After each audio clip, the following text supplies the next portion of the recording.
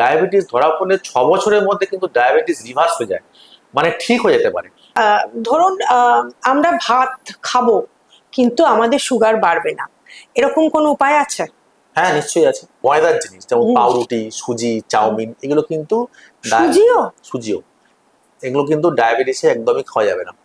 হ্যাঁ, ব্রেকফাস্ট আমরা বলি প্রোটিন খেতে। দুটো মানে এখানে মিসকনসেপশন আছে। একটা যে লোকের ধারণা আছে ডিম খেলে ব্লাড প্রেশার বাড়ে। হ্যাঁ। ডিম খেলে কোনো ব্লাড প্রেশার বাড়ে না। ডিমটা আমরা নুন দিয়ে খাই বলে ব্লাড প্রেশার বাড়ে। আপনি নুনের বদলে গোলমরিচে গুঁড়ো দিয়ে খান, কোনো অসুবিধা নেই। তো ডিমটা হচ্ছে সুপার ফুড, ডিম রোজ খেতে হবে। হ্যাঁ, এবং ডিম মানে সস্তাও। সমস্ত জাঙ্ক ফ্রুট, ফ্রুট জুস, তারপরে বলছি, আপনি বলে নিন। তারপর ফ্রুট জুস, তারপর এই যে কোক, থামস আপ, এগুলো সব বন্ধ করতে হবে। এই যে ময়দার জিনিসগুলো বন্ধ করতে হবে, বিশেষত চাউমিন, পাস্তা, সুজি, এগুলো বন্ধ করতে হবে। আর কয়েকটা জিনিস খাবার খেলে আপনার লিভার ভালো থাকে, তার মধ্যে একটা হচ্ছে ডিম সেদ্ধ যেটা বললাম, আরেকটা হচ্ছে আপনার হচ্ছে ব্ল্যাক কফি, হ্যাঁ, আরেকটা হচ্ছে গ্রিন টি। এগুলো খেলে লিভার ভালো, লিভার এখন কিন্তু বাচ্চাদের মধ্যেও টাইপ 2 ডায়াবেটিস এর প্রবণতা বাড়ছে। তার মানে প্রেগন্যান্সির সময় ইনসুলিন নেওয়া যায়।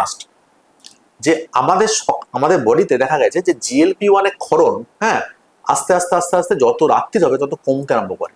মানে আপনি যদি সন্ধ্যেবেলা ডিনার করেন 7টার মধ্যে বা 6টার মধ্যে, তাহলে কিন্তু আপনার GLP-1 এর অ্যাকশনটা ম্যাক্সিমাম। ডায়াবেটিস থাকলে কাঁঠালি কলা হয় ভালো। তাই? আচ্ছা আচ্ছা, আলু অনেকে বলে সেদ্ধ করে খেলে জলটা ফেলে দিলে সেটা কোনো ইয়ে থাকে না, আর তেলে ভেজে খেলে খারাপ, সেটা কি ঠিক? ওবেসিটির সঙ্গে কিন্তু 5টা ক্যান্সার রিলেটেড আছে। একটা হচ্ছে কোলন ক্যান্সার, আর একটা হচ্ছে প্রোস্টেট ক্যান্সার, আর একটা হচ্ছে ব্রেস্ট ক্যান্সার, আর একটা হচ্ছে লিভার ক্যান্সার, আর একটা হচ্ছে প্যানক্রিয়াসের ক্যান্সার। আচ্ছা, এটা থেকে ধরুন পরবর্তীকালে যদি মেয়ে হয় তার প্রেগন্যান্সি, বা যদি ছেলে হয় তার ফার্টিলিটি, এগুলোর করতে কোনো এফেক্ট পড়ে?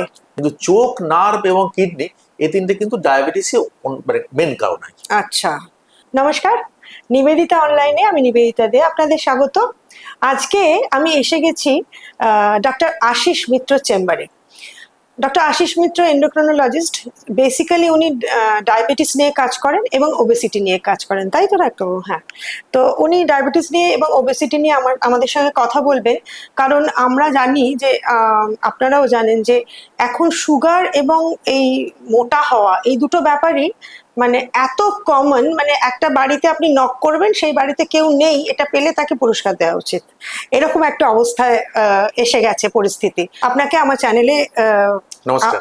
হ্যাঁ, স্বাগত। আশা করি আপনি ভালো আছেন এবং আমাদের একটা সুন্দর সুস্থ জীবনের একটা সাহায্য করবেন, তাই তো?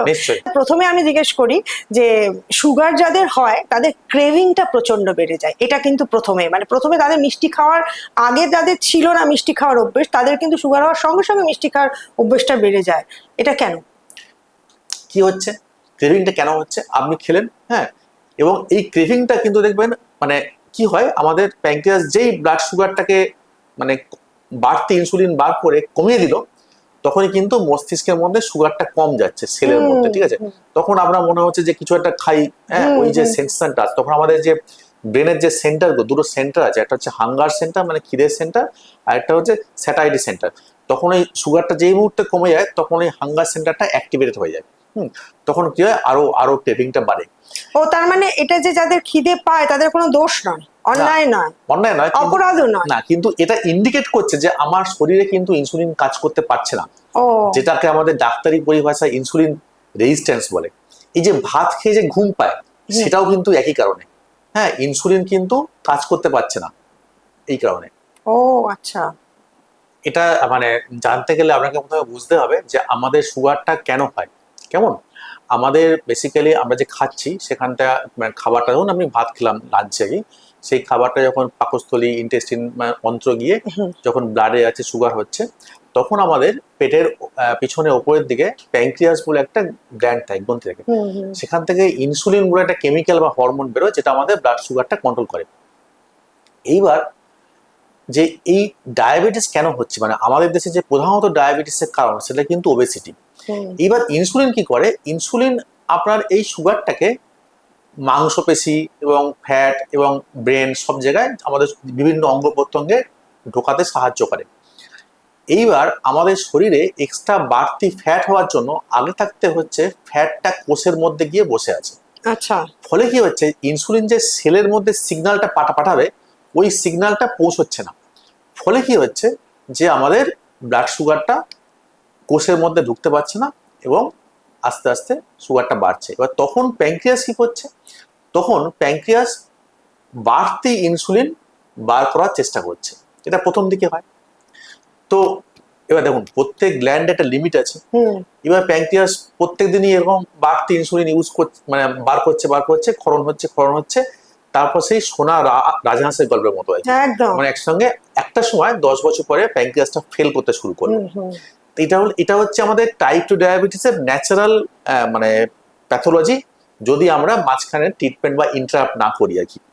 আচ্ছা, আর একটা ব্যাপার হচ্ছে এই টাইপ 2 আর টাইপ এ ডায়াবেটিস, এই দুটোর মধ্যে পার্থক্য অনেকে বলে আমার ডায়াবেটিস টাইপ 1, হ্যাঁ টাইপ 1 কারেক্ট। হ্যাঁ, টাইপ 2 ডায়াবেটিস আমি বললাম যেটা আমাদের ইন্ডিয়ানদের কমন হয়, সেটা আমাদের টাইপ 2। টাইপ 2 যেটা হচ্ছে আমাদের শরীরে ফ্যাট বেড়ে যাচ্ছে, ফলে ফ্যাটটা গিয়ে আগে থাকতে কোষের মধ্যে ঢুকে যাচ্ছে বলে ইনসুলিন কাজ করতে পারছে না। টাইপ 1টা হচ্ছে একদম কম বয়সে হয়। টাইপ 1 হচ্ছে কি, যে আমাদের শরীরে কতগুলো অ্যান্টিবডি তৈরি হয়। অ্যান্টিবডির কাজ কি, অ্যান্টিবডি হচ্ছে এক ধরনের প্রোটিন যেটা আমাদের ভাইরাস বা ব্যাকটেরিয়াকে মারার জন্য তৈরি হয় বডিতে, এটা বডির ন্যাচারাল মেকানিজম।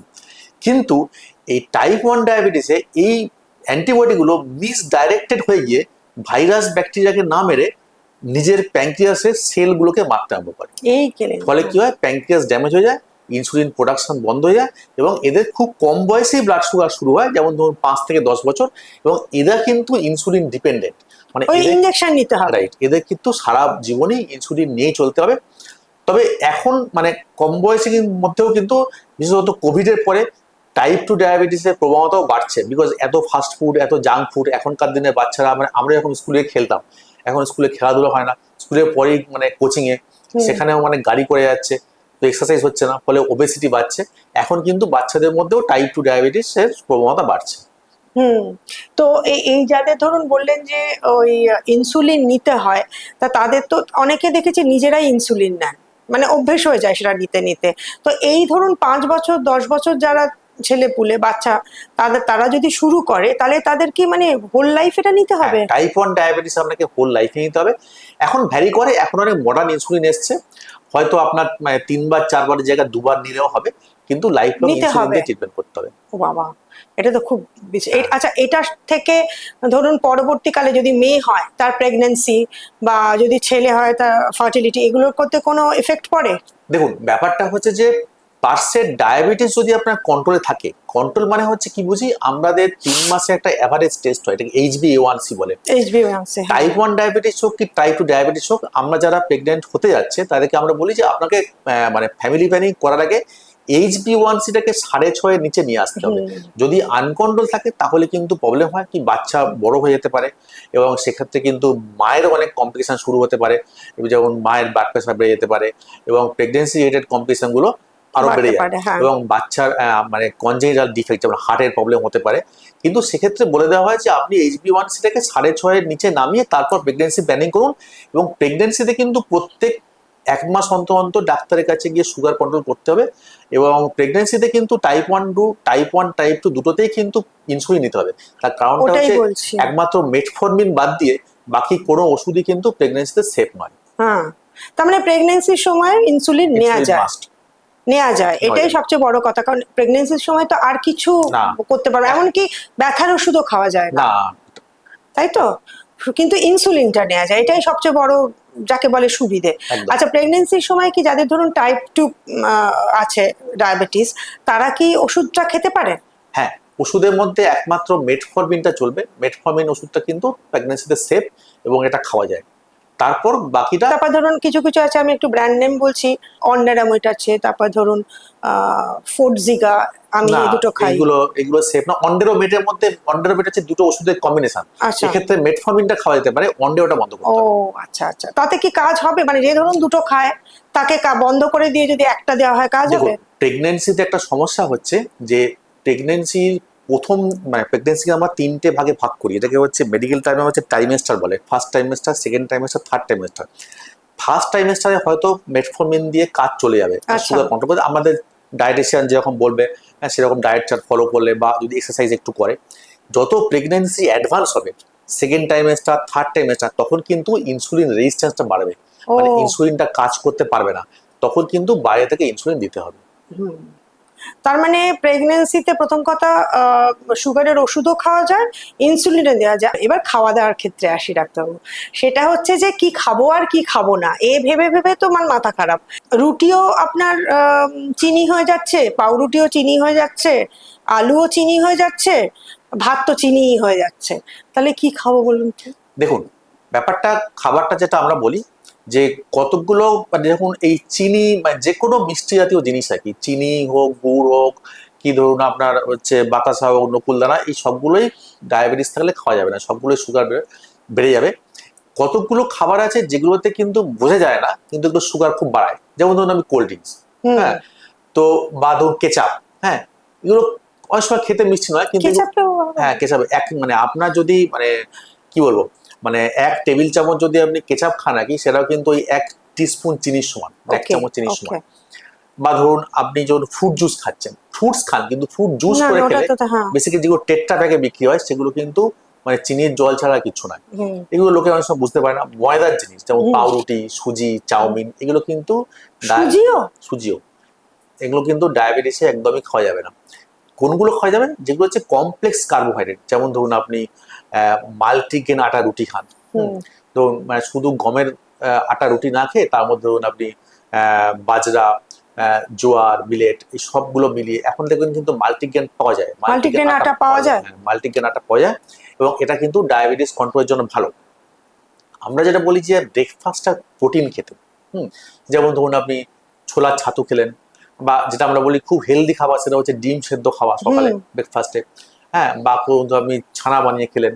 হ্যাঁ, ব্রেকফাস্ট আমরা বলি প্রোটিন খেতে। আমরা ইন্ডিয়ানরা করি কি, ব্রেকফাস্ট আমরা খুব হাই কার্বোহাইড্রেট খাই, ঠিকই, হ্যাঁ, সেটা সব মানে রুটি আলু ভাজা খায় লোকে, মানে অ্যাক্রস দ্য ইন্ডিয়া, পাউরুটি, মাখন, হ্যাঁ, রাইট। তো দেখুন এখানে কেউ মুড়ি খায়, সাউথ ইন্ডিয়া গিয়ে ইডলি খায়, তো ব্যাপারটা একই, আমরা একই, হ্যাঁ। তো এই প্যাটার্নটা চেঞ্জ করে ব্রেকফাস্টটা পুরো আপনাকে কার্বোহাইড্রেট খেতে হবে। এটা যে বিস্কুট, হ্যাঁ, বিস্কুটটা কিন্তু খুব টক্সিক খাবার। কি খাবো তাহলে বলুন তো? বিস্কুট খাওয়ার আপনার হচ্ছে মানে দরকারটা কি আছে, আপনি আগের দিন রাত্রেবেলা যেটা হচ্ছে এই যে মানে 1 টেবিল চামচ বাদাম, 1 টেবিল চামচ ছোলা, আর 8-10টা আমন্ড ভিজিয়ে রাখবেন। ওইটা আপনি সকালবেলা ভালো করে ধুয়ে খোসা সমেত খেয়ে তারপর আপনি হাঁটতে বেরিয়ে গেলেন, তারপর ফিরে এসে 1 কাপ গ্রিন টি খেলেন। বিস্কুট তো খাওয়া দরকার নেই। এক্ষেত্রে যদি কারোর বিস্কুট খাওয়ার অভ্যেস থাকে, তার থেকে বরঞ্চ আমি বলবো মুড়ি বেটার, এই কারণে যে বিস্কুট কিন্তু আপনি লেভেল দেখবেন, যেটা করা উচিত কেউ খাবারের গায়ে লেভেলটা দেখে না। বিস্কুট কিন্তু ইভেন সুগার ফ্রি বিস্কুটেও কিন্তু সুগার ফ্রি বিস্কুট বলুন, কুকিজ বলুন, আমি সেদিন দেখছিলাম একজন সুগার ফ্রি চেয়ারের বিস্কুট আছে তো, হ্যাঁ সুগার ফ্রি বিস্কুট বলুন, আমি সেদিন দেখছিলাম কোথাও একটা জোয়ারের না বাজরার কুকিজ, এই সব কিন্তু পাম অয়েল দিয়ে বানায়। পাম অয়েল কিন্তু সব থেকে ডেঞ্জারাস তেল, এটা একবার শরীরে ঢুকলে আমাদের 2 বছর পর্যন্ত থাকে বডিতে, এবং এই যে এত হার্ট অ্যাটাক বাড়ছে তার কারণ কিন্তু এই অয়েলগুলো। তো আপনি হয়তো বলতে পারেন যে আমি তো একটা বিস্কুট খাই, তো আপনি তো 5 বছর বয়স থেকে খেয়ে যাচ্ছেন, তো ওই 1 ফোঁটা করে পাম অয়েল যে ঢুকছে, এটা কিন্তু আমাদের শরীরে গিয়ে যে ফ্যাটি লিভার তৈরি করে, এবং যে হার্টের সমস্যা হচ্ছে, এত দেখবেন এই যে হার্টের প্রবলেম হচ্ছে, অ্যাঞ্জিওগ্রাফি, অ্যাঞ্জিওপ্লাস্টি, বাইপাস করতে হচ্ছে, প্রধান কারণ কিন্তু তেল, এই সিড অয়েল। তো বিস্কুট কিন্তু পাম অয়েল দিয়ে বানায়, বিস্কুট কুকিজ। এই যে ধরুন সেপটিন বা প্রোটিন বিস্কুট, এগুলো কি ভালো? প্রোটিন বিস্কুটগুলো অন্য পদ্ধতিতে বানায়, কিন্তু তেল থাকলে সেটা না খাওয়াই ভালো। প্রোটিন আপনি ন্যাচারাল প্রোটিনটা সব থেকে ভালো। আপনি মাছ খান, দরকার 2 পিস মাছ খান, আপনি 2 পিস ডিম খান, ডিমটা সেদ্ধ করে খান, ডিমটা ভেজে খাবেন না। আপনি খান, যারা ভেজিটেরিয়ান খান তারা ধরুন সোয়াবিন খান, রাজমা খান, যে কোনো ডাল খান, টোফু খান, হ্যাঁ, এগুলো বেটার। আর নন ভেজে হয়তো সমস্যায় বেড়ে গেল, আপনি মাছ খান, ডিম সেদ্ধ খান, ছানা খান, এতেই প্রচুর প্রোটিন আছে। তার সঙ্গে আপনি ছোলা বাদাম খাচ্ছেন। হ্যাঁ, বুঝতে পেরেছি। কিন্তু আবার ধরুন যাদের কিডনির সমস্যা আছে, তার বা ধরুন যাদের ইউরিক অ্যাসিড আছে, তারা তো আবার মাছ টাছগুলো প্রোটিনে একটু তাদের ইউরিক অ্যাসিডে মাছের মধ্যে শুধু নোনা মাছগুলো, সামুদ্রিক মাছটা খাওয়া বারণ। ইউরিক অ্যাসিড মেনলি অ্যানিম্যাল মানে রেড মিট থেকে বেশি হয়, মাছের ডিম থেকে হয়, চিংড়ি, কাঁকড়া, আর সামুদ্রিক মাছ মানে নোনা মাছ। তাহলে ডিমটা খাওয়া যাবে না? না, ইউরিক অ্যাসিড ডিম খাওয়া যায়, ডিম খাওয়া যায়, আচ্ছা। ডিম সেদ্ধ খেলে কোনো প্রবলেম হবে না। আচ্ছা, ডিম সেদ্ধর মধ্যে আবার ডিমের কুসুম আর সাদার মধ্যে আবার ব্যাপার আছে। অনেকে বলে সাদা খেতে, অনেকে বলে পুরোটা একসঙ্গে খেতে। একদম কুসুম সমেত খাবে, কিচ্ছু হবে না। লোকের একটা ভুল ধারণা আছে যে দুটো মানে এখানে মিসকনসেপশন আছে। একটা যে লোকের ধারণা আছে ডিম খেলে ব্লাড প্রেশার বাড়ে, ডিম খেলে কোনো ব্লাড প্রেশার বাড়ে না। ডিমটা আমরা নুন দিয়ে খাই বলে ব্লাড প্রেশার বাড়ে। আপনি নুনের বদলে গোলমরিচের গুঁড়ো দিয়ে খান, কোনো অসুবিধা নেই। আর ডিমের কুসুমে যে কোলেস্ট্রলটা সেটা হচ্ছে গুড কোলেস্ট্রল। কোলেস্ট্রলের আচ্ছা। দুটো পার্ট আছে, একটা হচ্ছে এলডিএল কোলেস্ট্রল যেটা ব্যাড কোলেস্ট্রল, আর একটা হচ্ছে এইচডিএল কোলেস্ট্রল যেটা গুড কোলেস্ট্রল। ডিমের কুসুমে কিন্তু গুড কোলেস্ট্রল আছে। ডিম হচ্ছে একটা খুব সুপার ফুড। আমরা ব্রেকফাস্টে বলি দুটো ডিম খেতে রয়েছে, তার কারণটা হচ্ছে ডিম খেলে আপনার সুগার কমবে, অনেকক্ষণ পেট ভর্তি থাকে। ডিমের প্রোটিনটা খুব হাই কোয়ালিটি প্রোটিন, মানে আপনি যতটা খাচ্ছেন, হ্যাঁ ক্যালসিয়াম আছে, ভিটামিন ডি আছে, ভিটামিন এ আছে যেটা চোখের পক্ষে খুব ভালো এবং ফ্যাটি লিভার কমাতে সাহায্য করে, এবং ডিমে সমস্ত ভিটামিন সি প্রায় থাকে। কেমন? তো ডিমটা হচ্ছে সুপার ফুড, ডিম রোজ খেতে হবে। হ্যাঁ, এবং ডিম মানে সস্তাও। হ্যাঁ, সেটাও ঠিক। এটাও ঠিক। আচ্ছা, একটা কথা বলি, এই যে বলে ডায়াবেটিস হলে কিডনি এফেক্ট করে, লিভার এফেক্ট করে, চোখ এফেক্ট করে, এগুলো ঠিক? হ্যাঁ, একদমই আনকন্ট্রোল ডায়াবেটিস। ডায়াবেটিস যদি কন্ট্রোল না থাকে, আপনার যদি HbA1c বছরের পর বছর 7-এর উপরে থাকে, আপনার 10 থেকে 12 বছরের মধ্যে কিডনি, চোখ, নার্ভ সব খারাপ হবে। সেই জন্য প্রত্যেক 3 মাস অন্তর চেক চেক করাটা খুব করতে হবে, জরুরি। ওইটা 3 মাস অন্তর ওইটা HbA1c চেক করতে হবে, হ্যাঁ। চোখটা বছরে একবার চেক করতে হবে, যেমন আমরা এখানে চেক করে দিই, আমাদের এখানে মেশিন আছে, আমরা চেক করে দিই। আপনারটা এই যে মেশিনটা, সেটা একটা হ্যাঁ, এআই? এটা হচ্ছে আমরা এআই জেনারেটেড মেশিন, মানে চোখে ড্রপ দিতে হয় না। হ্যাঁ। আর এটা হচ্ছে খুব কম টাইমে লাগে আর কি, মানে ওইটাকে ইয়ে করতে হয় না, ডাইলেট করতে হয় না, এটা আমরা করে দিই। আচ্ছা। হ্যাঁ, যদি থাকে প্রবলেম, কোনো ডায়াবেটিস রেটিনোপ্যাথি হয়, তখন আমরা আমাদের আই স্পেশালিস্ট কলিগদের কাছে পাঠাই ট্রিটমেন্ট করার জন্য। আর যদি না থাকে, তখন প্রত্যেক বছর চেক করতে হয়। ইউরিনের ব্যাপারটা হচ্ছে যে কিডনির ব্যাপারটা, যে কিডনি কিন্তু প্রথম সিমটম দেয়, লোকে বুঝতে পারে না যে ইউরিন করলে ফেনা হচ্ছে, বিশেষত আর্লি মর্নিং এ ইউরিন করলে ফেনা হচ্ছে, তার মানে কিন্তু প্রোটিন লিক করছে। আচ্ছা। ওই স্টেজে কিন্তু ট্রিটমেন্টটা শুরু করলে ঠিক হয়ে যায়। কেমন? আর চোখ তো আমরা দেখেই দিই, নার্ভও আমরা দেখে দিই। আর বাকি ব্যাপারটা হচ্ছে হার্টেরটা কিন্তু মানে diabetes one of the factor, এছাড়াও কিন্তু অনেক ফ্যাক্টর, যেমন ব্লাড প্রেশারের একটা ফ্যাক্টর আছে, কোলেস্ট্রলের ফ্যাক্টর আছে, স্মোকিং করছে কিনা, জেনেটিক্স একটা ফ্যাক্টর আছে, কেন হার্টের ডিজিজ সবসময় ফ্যামিলিতে রান করে। তো অনেকগুলো ফ্যাক্টর আছে যেগুলো কন্ট্রোল করলে কিন্তু হার্ট অ্যাটাক আটকানো যায়। এখানে ডায়াবেটিস মানে অন্যতম প্রধান কারণ, কিন্তু একমাত্র ফ্যাক্টর বলা যায় না। কিন্তু চোখ, নার্ভ এবং কিডনি, এই তিনটে কিন্তু ডায়াবেটিসই মানে মেন কারণ হয়। আচ্ছা, বুঝতে পেরেছি। মানে লিভারও তো তার সঙ্গে এফেক্টেড। লিভারটা হচ্ছে যেটা ফ্যাটি লিভার হয় ডায়াবেটিসে, যেটাকে আমাদের ডাক্তারি পরিভাষায় non alcoholic fatty liver disease বলে। আগে যেটা মনে করা হতো যে লিভার শুধু অ্যালকোহল খেলেই খারাপ হয়, কিন্তু এখন দেখবেন অনেকে অ্যালকোহল ছাড়াও হঠাৎ করে লিভারে প্রবলেম হচ্ছে। অনেক মহিলাদের, বয়স্ক মহিলাদেরও তো হয়। হ্যাঁ, এই সোজা কথা হচ্ছে যে লিভারের মধ্যে ফ্যাট জমছে, দিয়ে লিভারের কাজটা মানে খারাপ হয়ে যাচ্ছে। কি, লিভার আমাদের একটা বডির ভাইটাল অর্গান। তো লিভার ফ্যাটটা কমাতে গেলে যে সিম্পল কতগুলো মানে খাদ্যাভ্যাস চেঞ্জ করতে হবে এবং এক্সারসাইজ করতে হবে।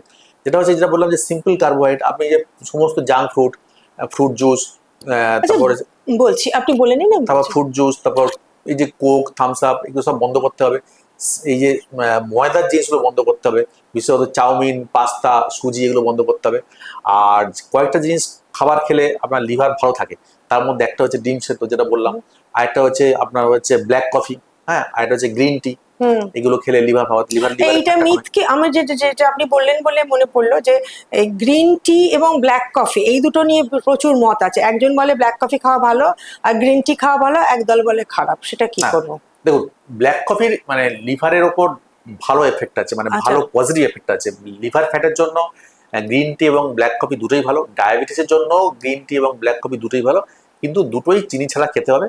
চাইলে যদি খুব একান্তই প্রবলেম হয়, আপনি 1 চামচ ভালো কোয়ালিটির মধু দিয়ে খেতে পারেন, বা চিনি ছাড়া খেলে সব থেকে ভালো স্টেভিয়া বা ওইগুলো। হ্যাঁ, স্টেভিয়া এক্ষেত্রে রেকমেন্ডেড দুটো, একটা স্টেভিয়া যেটা সুগার ফ্রি ন্যাচুরাল পাওয়া যায়, আর একটা হচ্ছে মং ফুড সুগার।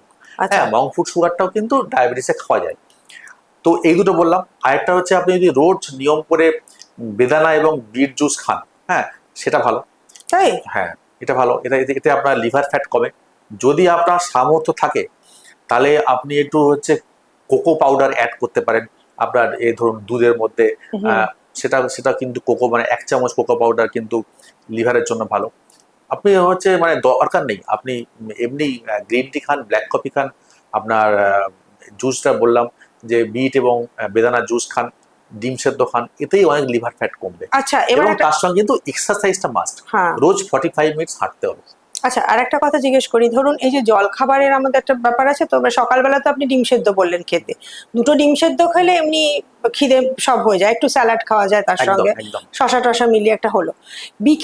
বিকেলে একটা সবসময় মুখরোচক খেতে ইচ্ছে করে, সে ধরুন একটা রোল খেতে ইচ্ছে করে, বা কখনো একটা ফিশ ফ্রাই খেতে ইচ্ছে করে, এইগুলো তো করে বিকেলে একটা করে, তো সেই সময়টা তারা কি করবে? ফিশ দেখুন, ফ্রাই কি খাওয়া যাবে? আচ্ছা বিকেলে খাবারটা বলি, এটা হচ্ছে যে যে আমরা যে ইভিনিং স্ন্যাক্সটা খাই, এটা কিন্তু একটা মানে আমাদের মানে মিথের মতো।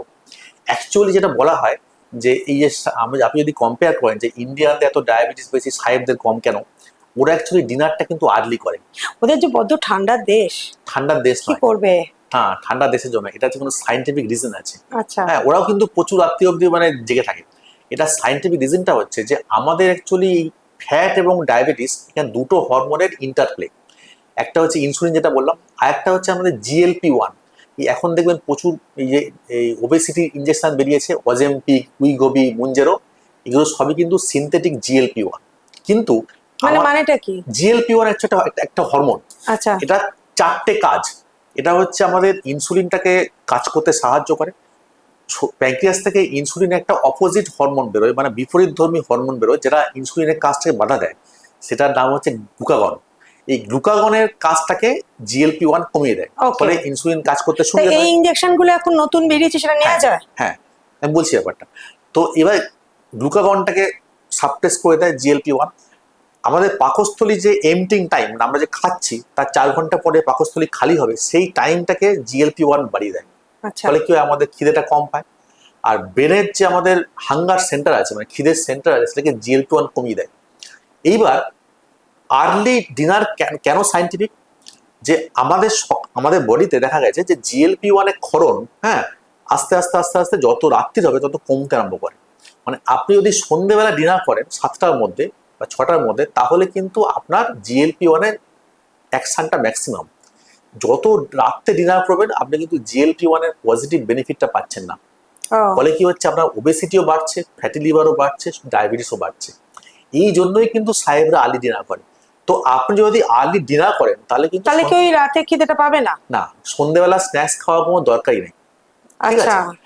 আর্লি ডিনার করলে আরেকটা প্লাস পয়েন্ট, ইন্টারমিডিয়েন্ট ফাস্টিং হচ্ছে আপনার। আপনি যদি ধরুন 7টায় ডিনার করে পরদিন যদি সকাল 9টায় ব্রেকফাস্ট করেন, মাঝখানে আপনি গ্রিন টি খেতে পারেন, সকালে যদি ঘুম থেকে উঠে খাচ্ছেন, তাহলে কিন্তু ইন্টারমিডিয়েট ফাস্টিং হচ্ছে। সেটাও কিন্তু ফ্যাটি লিভার, ডায়াবেটিস, ওবেসিটির জন্য দরকারি। এইবার যারা এগুলো করতে পারছেন না, আপনি যেটা বলছেন সন্ধ্যেবেলা স্ন্যাক্সে কি খাবেন, দেখুন আপনি যে খাবারগুলো বললেন ফিশ ফ্রাই, এগুলো অকেশনাল খেতে হয়। যেগুলো ডায়াবেটিক ফ্রেন্ডলি খাওয়া যেতে পারে সন্ধ্যেবেলা, ধরুন আপনি একটু ছানা খেতে পারেন, আপনি একটু মাখানা খেতে পারেন, কিংবা এই যে বালি খোলায় ভাজা যে পপকর্ন পাওয়া যায়, হ্যাঁ। এইগুলো খেতে পারেন। এই সব খাবার খেতে, বা আপনি ধরুন বালি খোলায় ভাজা একটু ছোলা বাদাম খেতে পারেন। তার সঙ্গে কিন্তু মুড়ি চিড়ে মেশালে সুগারটা কিন্তু বেড়ে যাবে। আচ্ছা, মানে মুড়ি মুড়ি চানাচুরটা ইজ নট ইয়ে, তাই তো? চানাচুরে খেলেই সেই পাম অয়েল, হ্যাঁ। পাম অয়েল খেলেই কিন্তু ওই মানে ওই অ্যাঞ্জিওগ্রাফি, অ্যাঞ্জিওপ্লাস্টি, বাইপাস সার্জারি করার জন্য নাম লেখাতে হবে। এই যে ডায়েটিশিয়ান বলে সবই খাবেন, অল্প খাবেন, সেটা কথাটা ভুল। সবই খাবেন মানে ন্যাচারাল ফুড। আমরা যেটা বলি যে আপনি মানে আমরা কি করি, আমরা এই এখন যে আচ্ছা, প্রবলেমটা এই যে হয়েছে, কলা, আমি স্পেসিফিক ফল বলছি, ধরুন কলা বাড়িতে রেখে দিলাম, আগেকার দিন তো আমাদের আগে ছিল খিদে পেলে একটা করে কলা খেয়ে না, মানে মারা বলতো, মানে কি তখন হাতের কাছে দেবে, কলা খেয়ে নে। তো কলাটা খেলে ইমিডিয়েট একটা খিদে লাঘব হলো, বিস্কুট খাওয়া হচ্ছে তো কলা খাওয়া বেটার। একদম। তো এটা কি কলা কাজ? আপনি দিনে একটা কলা খেতে পারেন, কিচ্ছু হবে না, তাতে কোনো সুগার খুব বেশি বাড়ে না। খুব বেশি পাকা কলা খাবেন না, যেগুলো গায়ে দাগ পড়ে গেছে কালো কালো, হ্যাঁ। ওগুলো খেলে কিন্তু আরো সুগার বাড়ে। ও। মোটামুটি এটা মিডিয়াম সাইজের কাঁঠালি। আচ্ছা, সিঙ্গাপুরি কলা, কাঁঠালি কলা, এইগুলোর মধ্যে কোনটা? ডায়াবেটিস থাকলে কাঁঠালি কলা হয় ভালো। তাই? আচ্ছা। একটা কাঁঠালি কলা খান, কিচ্ছু হবে না। আচ্ছা, একটা কাঁঠালি কলা মানে লাইক খিদে পেয়েছে একটা কাঁঠালি কলা, এটা একটু, তার সঙ্গে বিস্কিট খাওয়া অন্য যাবে না? ফল খান। হ্যাঁ, আপেল খান। আপেল খেতে পারি, আপেল খেতে পারেন, নাশপাতি শসা খেতে খেতে পারেন, পারি। শসা খেতে পারেন, হ্যাঁ, জাম কিন্তু খেতে দিনে পারেন। 3-4টে কলা খাওয়া যায় না, না। জাম খেতে পারেন, জামরুল খেতে পারেন। এখন শাকালু পাওয়া যায়, শাকালু খান। এখনকার ফলের মধ্যে কুল খুব ভালো খাবার, হ্যাঁ, যেটা হ্যাঁ। খুব ডায়াবেটিস ফ্রেন্ডলি। আচ্ছা। হ্যাঁ, কুল খান। লেবু খান, লেবু খান। লেবুটা জুস করে খাবেন না, চিবিয়ে চিবিয়ে খাবেন। হ্যাঁ, হ্যাঁ, হ্যাঁ। কতগুলো ফল ডায়াবেটিস একদম পেয়ারা তো খারাপ, ভীষণ ভালো। পেয়ারাও খুব ভালো খাবার। পেয়ারা হ্যাঁ। আমরা বলি যে বাড়ির কাছাকাছি ফল ভালো। যেমন আপনার ধরুন আপনি মানে কাশ্মীরি আপেল খেতে পারলে ভালো, যদি কারো পয়সা লাগে। তার থেকে বাড়ির উপরে পেয়ারা খান, সব থেকে ভালো, মানে কাছাকাছি ফ্রেশ।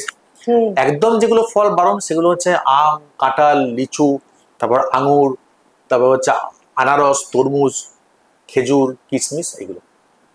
খেজুরও বারণ, কিশমিশও বারণ। খেজুর আপনি অকেশনালি একটা খেয়ে, ধরুন আপনি ছাতু দুধ দিয়ে খাচ্ছেন, সেক্ষেত্রে চিনির বদলে আপনি একটা দুটো খেজুর খেলেন।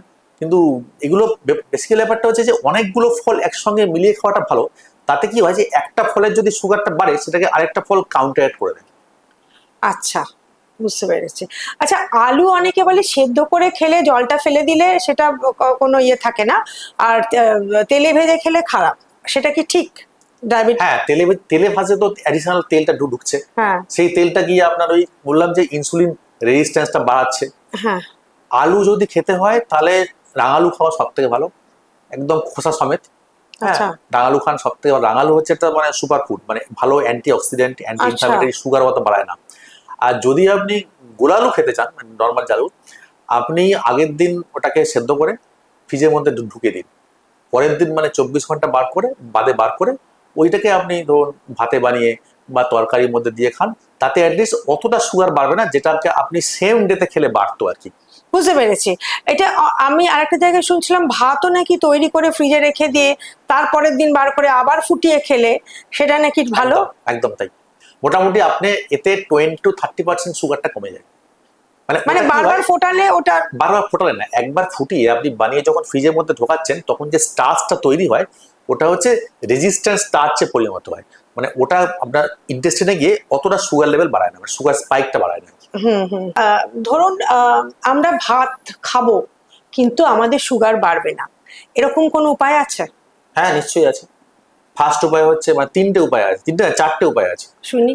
ফার্স্ট উপায় হচ্ছে যে সব থেকে যেটা সহজ উপায়, যেটা হচ্ছে যে কোনো সমস্যা নেই, সেটা আজকে আপনি ভাতটা বানিয়ে ফ্রিজের মধ্যে রেখে দিন, আবার 24 ঘন্টা বাদে ওই ভাতটাকে বার করে গরম করে খান। সেকেন্ড হচ্ছে যে যেটা যেটা আমরা করি না কি, যেটা বলছিলাম আগে, সেটা হচ্ছে যে আমাদের খাবারের অর্ডারটা অ্যাকচুয়ালি ভুল হয়। হ্যাঁ, আমরা করি কি, প্রথমে ভাত দিয়ে, প্রথমে ডাল আলু ভাতে দিয়ে মাখিয়ে খেতে আমরা হুম করি। ওইভাবে খেলে কিন্তু সুগার বেড়ে যাবে। হুম খাবারের অর্ডারটাকে চেঞ্জ করতে হবে। দেখবেন আপনি যে কোনো মানে যে কোনো হচ্ছে বাফেতে বা এতে আগে দেখবেন প্রথমে স্যালাড থাকে। হুম। লোকে স্যালাড পার্টটা অ্যাভয়েড করে দিয়ে মেন কোর্সে দিয়ে চলে যায়। একদম। অ্যাকচুয়ালি স্যালাডটা ফার্স্টে খেতে হয়। আমরা যেটা বলি ডায়াবেটিক পেশেন্টদের, মোটামুটি একটা স্ট্যান্ডার্ড বাটিতে, মানে বাটিতে আর কি, প্রথমে ধরুন বিট, গাজর, শসা, টমেটো, পেঁয়াজ, এখন যেমন শীতকালে ব্রোকলি উঠেছে, ব্রোকলি, বিনসও কিন্তু ছোট ছোট করে কেটে দেওয়া যায়। তার মধ্যে একটু পাতিলেবু মিশিয়ে ওপর থেকে একটু ধনেপাতা, এইটা মিশিয়ে প্রথমে এক বাটি স্যালাড খেতে হয়। ঠিক আছে? তাহলে প্রথমে হলো ফাইবার, তারপরে আসবে প্রোটিন, তারপরে আপনি এক বাটি ডাল ভাত দিয়ে মেখে খাবেন না, এক বাটি ডাল চুমুক দিয়ে খেয়ে নেবেন। হলো যে কোনো ডাল যেটা ও, আপনার পছন্দ। এমনি পেট ভরে গেল। হ্যাঁ, না, তারপর আপনি স্ট্যান্ডার্ড চায়ের কাপের বানানো 1.5 কাপ থেকে ম্যাক্সিমাম 2 কাপ ভাত নেবেন। 1 কাপ ভাত আপনি আলু ছাড়া যে কোনো সবজি দিয়ে খান। তারপর আপনি ধরুন চাইলে মাছটা খেতে পারেন ভাত, মানে ঝোলের মধ্যে না মিশিয়ে, আলু ছাড়া আর কি। আমরা সাজেস্ট করি আপনি তরকারি দিয়ে ভাতটা খেলেন, বা দুটো সবজি দিয়ে ভাতটা খেলেন, লাস্টে একটা মাছ খেলেন বা দুটো মাছ খেলেন। তারপরে তখন যদি খিদে না কমে, আপনি খিদে থাকে, তখন আপনি টক দই খেলেন। হুম তো হুম। এই অর্ডারে খেতে হবে, এটা একটা পদ্ধতি। আর একটা মানে হচ্ছে আগে আমরা মানে এটা খেলাম, যাকে বলে স্যালাড, স্যালাড। যেটা আমরা স্কিপ করে যাই। স্যালাডটা খেয়ে আগে পেটটাকে একটুখানি তৈরি করতে হবে এবং তারপরে আমাদের তারপরে একটা ডাল খেতে হবে। ডাল তার চুমুক দিয়ে খেতে হবে, রাইট। তারপর মানে ভাতের মধ্যে ডাল না, নামে গিয়ে ডালের মধ্যে দুটি ভাত ছড়িয়ে দেওয়া যায় কাইন্ড অফ, তাই তো? তারপরে ও ডালটা চুমুক দিয়ে খেলাম, তারপরে আমরা দুটো মাছ খেলাম, বা যাই হোক চিকেন খেলাম, একটা এনেছি সবজি দিয়ে ভাত খেলেন, একটা সবজি দিয়ে ভাত তারপর খেলাম, দুটো মাছ বা চিকেন খেলেন, ব্যাস হয়ে গেল। ব্যাস হয়ে গেল। পেট তো এমনি ভরে যাবে। না হলে একটু দই দইটা তো খেতে। আচ্ছা, দই বলছে নাকি প্রত্যেকদিন একটু করে খাওয়া উচিত? অবশ্যই। হুম দই হচ্ছে প্রোবায়োটিক। টক হুম। দই রোজ বাড়িতে পাতা টক দই রোজ খাওয়া ভালো। মিষ্টি দোকান থেকে কিনতে আমরা সাজেস্ট করি যেখানে মাটির ভাঁড়ে বানায় ওইগুলো বেটার। আচ্ছা, আর বাড়িতে প্লাস্টিকের গুলো? প্লাস্টিকের, দেখুন প্লাস্টিকের লং টার্মে কিন্তু অনেক খারাপ এফেক্ট আছে। হ্যাঁ হ্যাঁ, প্লাস্টিক কিন্তু one of the reason of cancer. হ্যাঁ। তো প্লাস্টিকের না খাওয়াই ভালো। তো আমরা যেটা বলছিলাম যে আগের যে থার্ড পদ্ধতিটা, সেটা হচ্ছে যে আপনি ভাত টাত খেলেন, খেয়ে 15 মিনিট হাঁটা। হুম। তাতে কিন্তু এই যে খাবার পর যে সুগারের স্পাইকটা কমে যায়। সব থেকে ভালো যদি আপনি 15 মিনিট সিঁড়ি উঠতে নামতে পারেন। আচ্ছা, যাদের হাঁটু ব্যথা নেই, ওটা সব থেকে ভালো পদ্ধতি। আর না মানে পারলে খেয়ে উঠেই একদম তখনই হাঁটা? 5 মিনিট পরে, হ্যাঁ। 5 মিনিট পরে হাঁটা? হ্যাঁ, ট্রেডমিলে হাঁটতে পারে? ট্রেডমিলে না, সিঁড়ি উঠতে আচ্ছা। নামলো করলো কি। যাদের হাঁটু ব্যথা আছে সমতলে, ধরুন গ্যারেজে বা ছাদে গিয়ে হাঁটলো, এটা একটা পদ্ধতি। এটা কিন্তু পোস্ট মিল সুগারের স্পাইকটা কমে যায়। আর লাস্ট পদ্ধতিটা মানে হচ্ছে ট্রেডমিলে হাঁটলে প্রবলেমটা কি?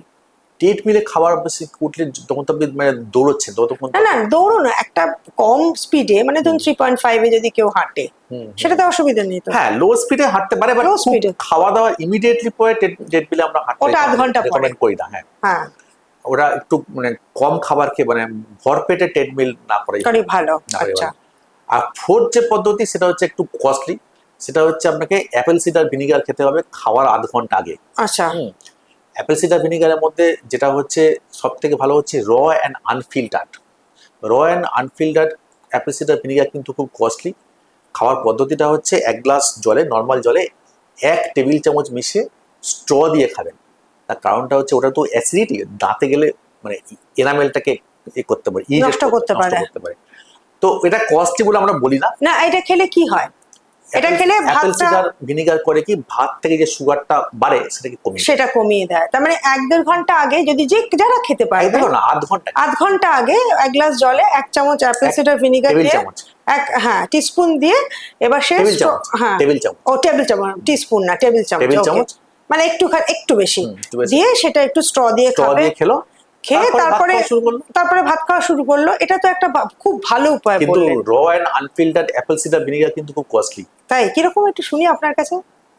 এটা মোটামুটি ওই 500 ml এর দাম বোধহয় 1400 থেকে 1500 টাকা হবে। আচ্ছা, এবার যদি আপনি দুবার খান, কেউ যদি ধরুন রাত্রেবেলা মানে রাত্রেবেলা তো রুটি আর ভাত একই, একই জিনিস, পার্থক্য নেই, সেক্ষেত্রেও আমরা বলি একই পদ্ধতিতে খাওয়ার পদ্ধতিটা সেম, মানে ডিনার আর লাঞ্চের পদ্ধতিটা সেমই করতে হবে। হ্যাঁ প্রথমে স্যালাড, তারপর ডাল, তারপর ও, রুটি হ্যাঁ। বা ভাত যাই খান আর কি। হ্যাঁ, একটা কথা বলি, সেটা হচ্ছে ধরুন একটা সবজি তো বাড়িতে রান্না হয়, যে কোনো তরকারি, মানে ফুলকপি কড়াইশুঁটি দিয়ে একটা তরকারি বা বিন গাজর কড়াইশুঁটি দিয়ে একটা তরকারি, ওইটা অনেকটা নিয়ে তার মধ্যে একটু ভাত ছড়িয়ে ডাল দিয়ে, ওটা কি একটা খাওয়া যায়? মানে সবজির মধ্যে ভাত ছড়িয়ে, হ্যাঁ, হ্যাঁ সবজি ডাল দিয়ে অল্প ভাত, হ্যাঁ সেটাই, অল্প মানে একটুখানি ভাত জাস্ট ছড়িয়ে, হ্যাঁ সেটা তো বেটার। সেটা বেটার না? মানে আপনি বেসিক্যালি মানে ভাতটা আমরা যেটা করি কি, আমরা বেশি ভাত নিয়ে শাকসবজিটা সবজিটা কম কম কম নেই খাই, না, সেটা না, ঠিক উল্টোটা করতে, রাইট? হ্যাঁ একদম ঠিক। মানে সবজিটা বেশি হ্যাঁ, করে নিয়ে, আপনি আলু বাদ দিয়ে বাকি সব শাকসবজি, সব আলু, সবজিটা নিয়ে, হ্যাঁ আলু ওল কচু বাদ দিয়ে সমস্ত গ্রিন সবজি নিয়ে তার মধ্যে ডাল দিয়ে তার মধ্যে অল্প ভাত খান, কিন্তু কোনো অসুবিধা নেই তো। হ্যাঁ, আর সেটাই বলছি। আর তাহলে আমার মনে হয় যে আপনি যেটা বলছেন ভিনিগারের ব্যাপারটা, হ্যাঁ সেটা তো লোকে এত হাজার হাজার টাকা দিয়ে ওষুধ খাওয়াচ্ছে, তো অন্তত একটু ভিনিগারের যদি ওটা খেয়ে ভাত খেতে পারে, হ্যাঁ, সেটা বেটার না? কিন্তু অ্যাপেল সিডার ভিনিগার একটা প্র্যাকটিক্যাল প্রবলেম যেটা হয় যে যাদের অ্যাসিডিটি গ্যাসের সমস্যা থাকে ও, তাদের কিন্তু এটা অ্যাসিডিটি বেড়ে যায়। ও। সেই জন্য আমরা এটা লাস্ট বললাম, 4 নম্বর বললাম। আচ্ছা আচ্ছা আচ্ছা, না মানে ওটা একটু এর থেকে করাই ভালো। আচ্ছা, এবার জিজ্ঞেস করি যে ধরুন একটা প্রপার ডায়েট যদি বলতে হয়, তাহলে আপনি বলবেন ছোলা ওইগুলো। এবার ধরুন যে বিয়ে বাড়িতে যাচ্ছে, বিয়ে বাড়িতে গিয়ে অনেক সময় এটা সেটা খাওয়া হয়ে যায়, বা ধরুন একটা রেস্টুরেন্টে গেল, সেখানে বুফেতে তার অনেক আইসক্রিম আছে খাওয়া হয়ে গেল, সে কি ফিরে এসে কি সে করবে, প্রোটেকশনটা কি নেবে? ধরুন খেয়ে ফেলেছে, ফিরে এসে ইমিডিয়েট খুব ভালো স্পিডে এক মানে নর্মাল ঘাম হবে এরকম স্পিডে আর কি 1 ঘন্টা হাঁটা।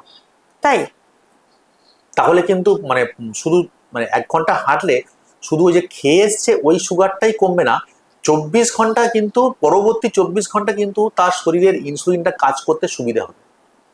আচ্ছা, মানে গিল্ট ফিলিংটা কেটে যাবে 1 ঘন্টা হাঁটলে, তাই তো?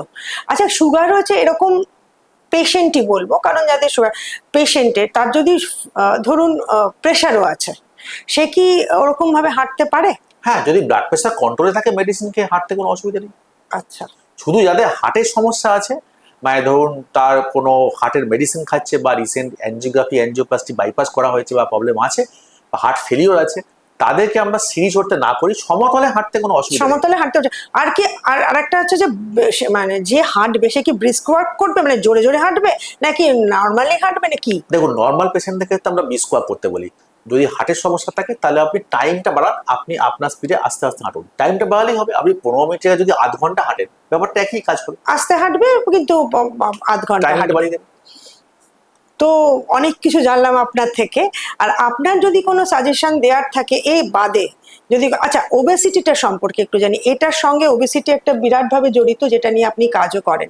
তো এখন তো কাউকে মোটাকে মোটা বলা যায় না, তাকে নাকি আমরা বলি তাকে তাকে নাকি ভীষণ ভাবে ইয়ে করা হচ্ছে, ট্রোল করা হচ্ছে, হোয়াট এভার, বডি শেমিং করা হচ্ছে। কিন্তু ডাক্তাররা সবচেয়ে বেশি বডি শেমিং করে, আপনি ভীষণ, আপনি ওবেজ হয়েছে, হচ্ছে, আপনি ওজন কমান, অপারেশন করা যাবে না ইত্যাদি।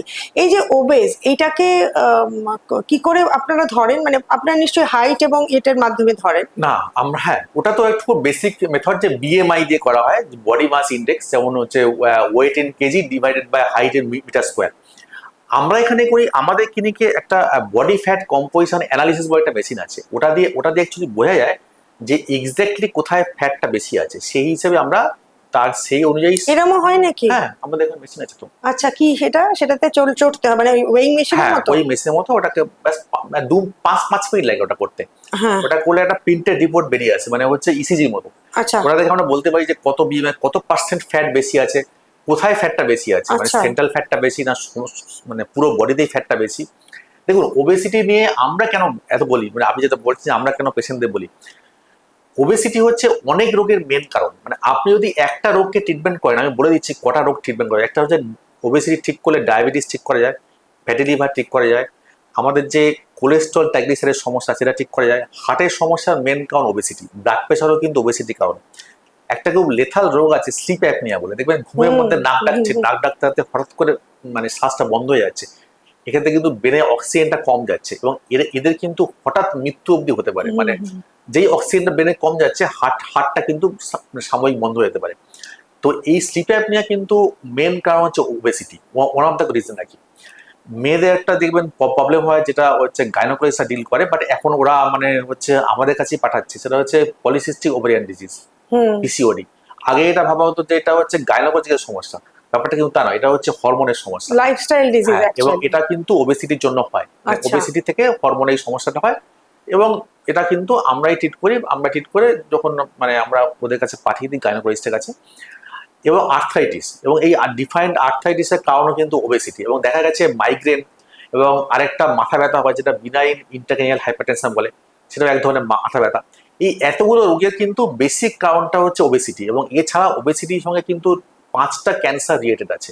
একটা হচ্ছে কোলন ক্যান্সার, আর একটা হচ্ছে প্রোস্টেট ক্যান্সার, আর একটা হচ্ছে ব্রেস্ট ক্যান্সার, আর একটা হচ্ছে লিভার ক্যান্সার, আর একটা হচ্ছে প্যানক্রিয়াসের ক্যান্সার। তো বুঝতেই পারছেন, একটা ডিজিজ আমরা যদি কন্ট্রোল করতে পারি, আমরা এতগুলো রোগকে ট্রিট করতে পারবো। সেই জন্যই এত ওবেসিটি উপর এখন ফোকাস এত বেশি।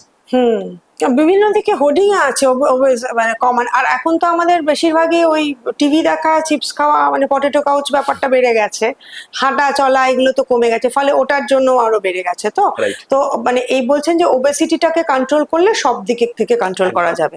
লাস্ট প্রশ্ন, এই যে টাইপ 2 ডায়াবেটিস থেকে কি কেউ টাইপ 1 ডায়াবেটিসে কনভার্ট করে যায়? ইদার হয় না, আবার টাইপ 1টা কি টাইপ 2 তে চলতে যেতে পারে? টাইপ 1 টাইপ 2 তে হয় না। যে প্রশ্নটা আপনি করলেন যে টাইপ 2 মানে টাইপ 1 এর মতো ইনসুলিন ডিপেন্ডেন্ট হয় কিনা, হ্যাঁ সেটা হতে পারে। দেখুন, টাইপ 2 ডায়াবেটিস কি হচ্ছে, প্রথমে যেটা বললাম যে ইনসুলিন রেজিস্ট্যান্স হচ্ছে। তো আমরা যদি ওই মুহূর্তে ইন্টারফেয়ার না করি, তো প্যানক্রিয়াস তো ইনসুলিনটা বেশি বার করছে, মানে শেষে গিয়ে ধরা পড়লে তখন টাইপ 1 এ চলে যেতে পারে। তখন ওই ইনসুলিন ডিপেন্ডেন্ট হয়ে যাবে। হ্যাঁ হ্যাঁ, সেটাই বলছিলাম। ঠিক মতো চিকিৎসা যদি না করে, তাহলে 10 থেকে 15 বছরের মধ্যে ইনসুলিন ডিপেন্ডেন্ট হয়ে যাবে। হ্যাঁ, তার মানে ওটা আলটিমেটলি ঘুরে ফিরে ওটাই দাঁড়াচ্ছে। হতে পারে, কিন্তু এখন যেরকম মডার্ন চিকিৎসা এসছে, তাতে কিন্তু আমরা দেখেছি যে 25-30 বছর বয়স মানে 25-30 বছর ডায়াবেটিস হয়ে গেছে, তাও কিন্তু ট্যাবলেটেই ভালো আছে। হ্যাঁ হ্যাঁ, সেটা তো আমরা দেখি যে ভালো আছে। তো মোটামুটি আমাদের যে আমার যে জিজ্ঞাসাগুলো ছিল সেগুলো তো আমি জানতে পারলাম। আর আপনিও তো আপনার যদি কোনো পরামর্শ থাকে বলতেই পারেন, আর যদি মনে হয় না এখানেই আমরা শেষ করতে পারি। হ্যাঁ, এটা ঠিক কি আপনার আর কোনো যদি বলার থাকে একটু বলুন। দেখুন, ডায়াবেটিস ধরা পড়লে প্রথমে আপনাকে মানে ডাক্তারের চিকিৎসা করতে হবে। তার কারণটা হচ্ছে যে আগে কনসেপ্ট ছিল যে ডায়াবেটিস ধরা পড়লে সারা জীবন মেডিসিন খেতে হয়, এখন কিন্তু কনসেপ্ট চেঞ্জ হয়ে গেছে। ডায়াবেটিস ধরা পড়লে 6 বছরের মধ্যে কিন্তু ডায়াবেটিস রিভার্স হয়ে যায়, মানে ঠিক হয়ে যেতে পারে। আমাদের অনেক পেশেন্ট আছে যারা কম বয়সে ডায়াবেটিস ধরা পড়েছে, কিন্তু প্রথম দিকে ঠিক মতো ট্রিটমেন্ট করে এখন কিন্তু কোনো মেডিসিন না খেয়ে শুধু লাইফস্টাইল চেঞ্জ করে এবং লাইফস্টাইলটা মেনটেন করে কিন্তু ভালো আছেন। তারা 6 বছরের মধ্যে কিন্তু এসে ডায়াবেটিস রিভার্স করেছেন। সুতরাং আপনাদের যখন ডায়াবেটিস ধরা পড়বে, আপনারা ওষুধ একবার শুরু করলে যে সারা জীবন খেতে হবে, এই কনসেপ্টের মধ্যে না গিয়ে চেষ্টা করুন যে ডায়াবেটিসটাকে রিভার্স করতে। তার মানে বুঝতে পারলেন তো, ডায়াবেটিস সারে, মানে রিভার্স করে যাওয়ার মানে উনি যেটা বলতে চাইছেন ডাক্তারি ভাষা, যেটা আমি বুঝলাম, যে ডায়াবেটিস টু মানে যারা পেশেন্ট তারা যদি চান তাহলে ওষুধ খেয়ে নিজেদেরকে সারিয়ে সুস্থ হয়ে যেতে পারেন। তো এটা তো খুবই আশার কথা যে একটা ডায়াবেটিসের মতো রোগ, যার যে রোগ যেটা আমরা সবাই ভীষণ মানে প্রত্যেকেই ভোগে এবং প্রত্যেকেই ভয় পায়, সেখান থেকে যে সুস্থ হয়ে যাওয়া যায় এটা খুব আশার কথা, আর ওবেস তো কমানোই যায়। সুতরাং এটা একটা আশার আলোই আমরা দেখলাম। তো আমরা এই কথাটা এখানেই শেষ করছি। ভালো থাকবেন, আশেপাশে সবাইকে ভালো রাখবেন। নমস্কার। নমস্কার।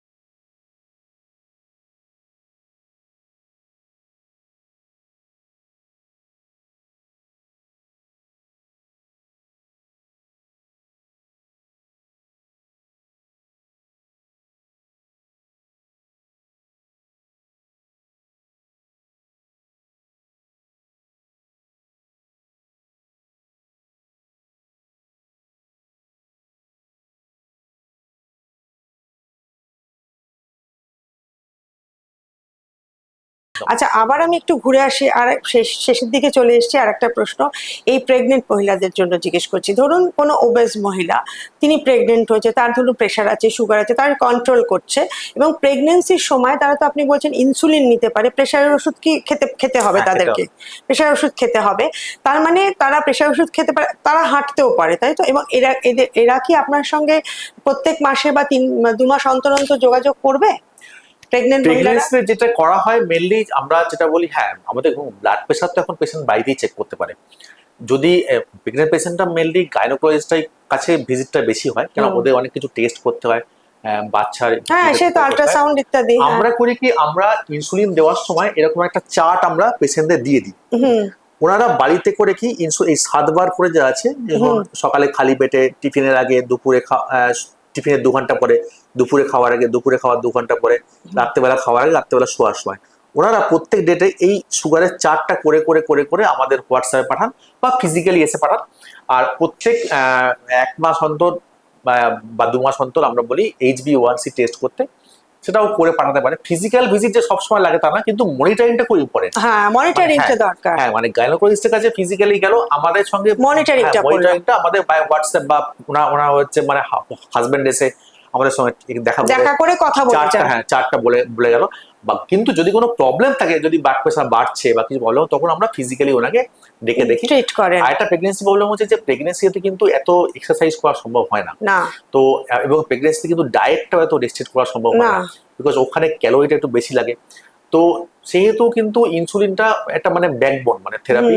আর একটা হচ্ছে প্রেগনেন্সিতে কিন্তু থাইরয়েডেরও সমস্যা হয়। হ্যাঁ, তো থাইরয়েডও কিন্তু আমাদের প্রেগনেন্সিতে চেক করতে হয়। সুতরাং থাইরয়েড, সুগার, ব্লাড প্রেশার, এই 3টে যদি ঠিকঠাক থাকে, তাহলে কিন্তু প্রেগনেন্সি আউটকাম নর্মাল মানে পেশেন্টের করা সম্ভব। আচ্ছা,